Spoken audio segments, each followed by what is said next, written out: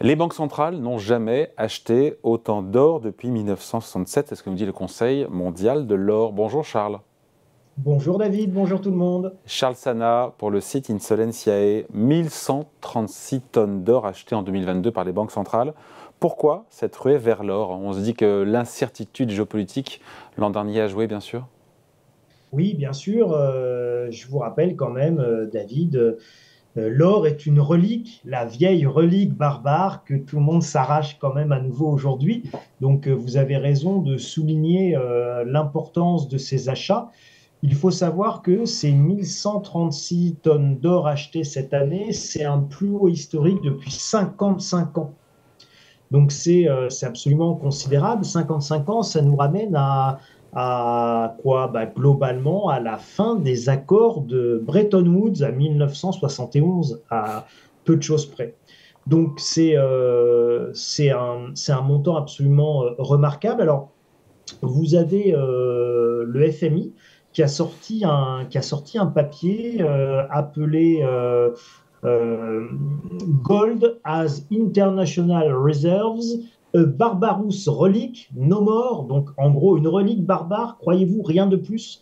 Eh bien, si, bien sûr, ce papier du FMI qui est ce qu'ils appellent les Working Papers et qui a été publié le 27 janvier 2023, s'intéresse aux raisons pour lesquelles les banques centrales redeviennent acheteuses d'or. Et ce que démontre le FMI dans ce dossier, c'est que c'est d'abord et avant tout des banques centrales dites de pays émergents qui achètent massivement de l'or. C'était ma Euh, question, pardon Charles, c'était ma question. Encore une fois, on sait quelles sont les banques centrales qui ont acheté de l'or l'an dernier? top, top secret. Non, globalement on a un certain nombre de soupçons, mais globalement, la liste n'a pas été, enfin, les banques centrales n'ont pas déclaré leurs achats. On en saura peut-être un petit peu plus quand on aura les rapports de la Banque des règlements Selon les internationaux. échos, ce serait la Chine, banque centrale chinoise, banque centrale russe et les banques centrales des pays du Golfe. C'est ce qu'avancent les échos. Oui, je pense qu'ils ont à peu près bon. En fait, ça rejoint ce que raconte le FMI. Et ce rapport du FMI qui, je vous dis, est vraiment très intéressant parce que ce rapport du FMI, en fait, il pointe en conclusion le fait que c'est pas pour l'inflation. Le mobile premier d'achat des banques d'or par les banques centrales, c'est pas l'inflation, c'est pas les incertitudes géopolitiques au sens strict du terme, j'ai peur de la guerre, de machin, de trucs. Ce sont avant tout les sanctions et le droit extraterritorial américain. C'est-à-dire qu'à partir du moment où vous utilisez le dollar, et ben vous tombez sous les sanctions américaines potentielles, et donc vous pouvez être embêté. Donc en fait, tous les pays qui sont, on va dire, ou qui ont peur d'avoir un contentieux ou des litiges politiques forts avec les États-Unis, se mettent massivement à racheter de l'or pour soutenir leur monnaie et pour pouvoir commercer entre eux. J'ai du mal à comprendre le lien entre tout ça, entre le fait d'avoir de l'or dans les coffres de certaines banques centrales et le fait de se dédollariser, je ne sais pas si on peut le dire comme ça. Si on peut le dire comme ça. Alors, l'idée c'est quoi? L'idée, c'est de dire on va pouvoir faire des échanges sans forcément exprimer ces échanges en dollars. Alors, par quoi je peux passer de relativement stable, ou en tout cas, par quoi je peux passer qui ne soit pas de la monnaie, qui soit pas de la matière première pure. C'est-à-dire, je veux pas passer par du pétrole. Je vais pas troquer des batteries électriques chinoises contre du pétrole ou du gaz russe, quoique je pourrais le faire. Et si je veux pas passer par des monnaies, eh bien, tout simplement, chaque banque centrale augmente son stock d'or et elles se font de la compensation à la fin de l'année. Et elles peuvent exprimer leurs échanges dans une autre, les quantifier autrement, alors pas dans une autre monnaie, mais avec une autre unité monétaire qui cette fois-ci va être exprimée en once d'or, en fait. Bon, donc ces achats, ce sont des... C'est vieux comme le monde, hein, David. C'est vieux comme le monde, c'est vieux comme le général de Gaulle, hein, qui, je vous le rappelle, quand on faisait des compensations comme ça, alors c'était à l'époque où le dollar était convertible en or, donc on encaissait des excédents en dollars. Et puis la Banque de France, le général de Gaulle envoyait la marine française avec tous les dollars, enfin bon, c'était récupéré. Et puis on revenait avec des tonnes d'or. Bon, les achats se sont déroulés au second semestre. Le timing, encore une fois, il est quand même en lien avec la géopolitique. On imagine, même si c'est fait manifestement, je l'ai appris en préparant cet entretien, que ça fait une dizaine d'années que les banques centrales, certaines sont à l'achat sur l'or, après Oui. plusieurs décennies de ventes nettes. Oui. Alors, si on fait un tout petit peu d'histoire, on est en 2004 et en 2004 en France, à l'époque, vous avez quelqu'un qui n'est pas encore président de la République, mais qui va le devenir, qui est Nicolas Sarkozy et qui est ministre de l'économie et des finances.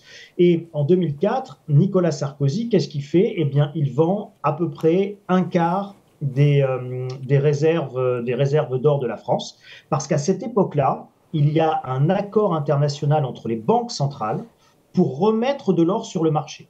Et donc, on va dire la première décennie du siècle, 2000 à 2010, vous avez ces accords, c'est les accords de vente d'or entre les banques centrales. Et cet accord, c'était des accords de 10 ans. Ils sont renouvelés tous les 10 ans. Et donc, en fait, en 2019, vous avez la Banque Centrale Européenne qui va faire un communiqué en disant, voilà, le marché n'a plus besoin que l'on mette en place des ventes d'or de banque centrale.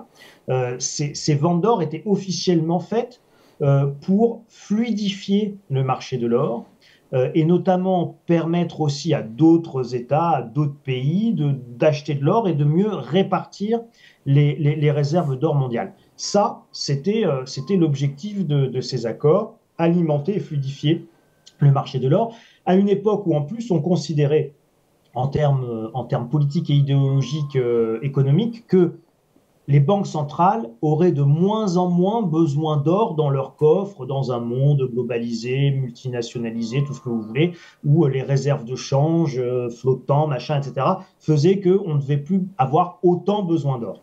Et puis finalement, à partir de la crise des subprimes, on va assister effectivement à une reprise progressive des achats d'or par un certain nombre de banques centrales, et encore une fois, notamment des banques centrales des pays émergents. Et ça correspond en réalité à un moment où les États-Unis vont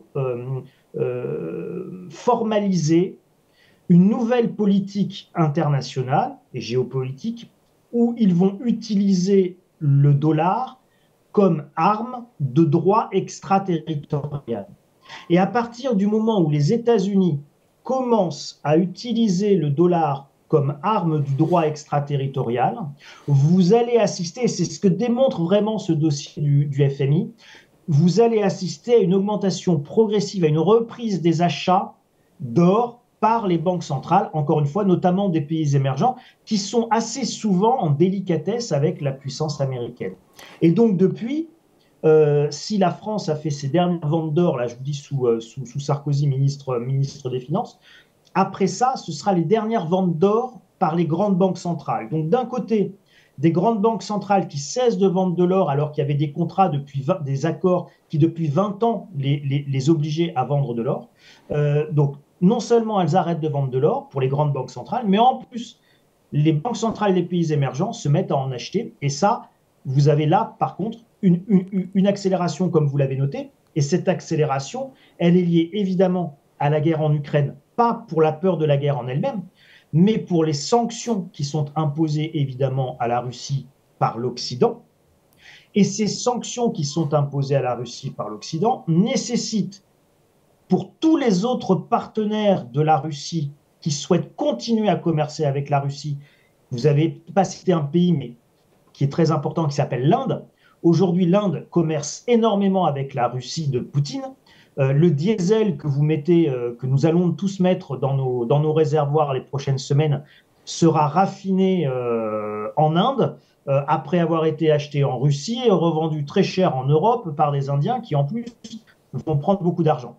Et donc, vous avez la nécessité pour ces pays, pour ne pas être sanctionnés à leur tour, d'utiliser une autre valeur monétaire dans leurs échanges, qui ne soit pas forcément leurs devises respectives qui peuvent être volatiles, et qui ne peut plus être ni le dollar ni l'euro. Donc tout ça, et on finit là-dessus, est de nature, ou pas, mais manifestement oui, à soutenir le cours de l'or, 18% de hausse sur 3 mois, 1930 $ l'once. Oui. C'est de nature, de manière structurelle, à soutenir encore une fois le Oui, métal jaune?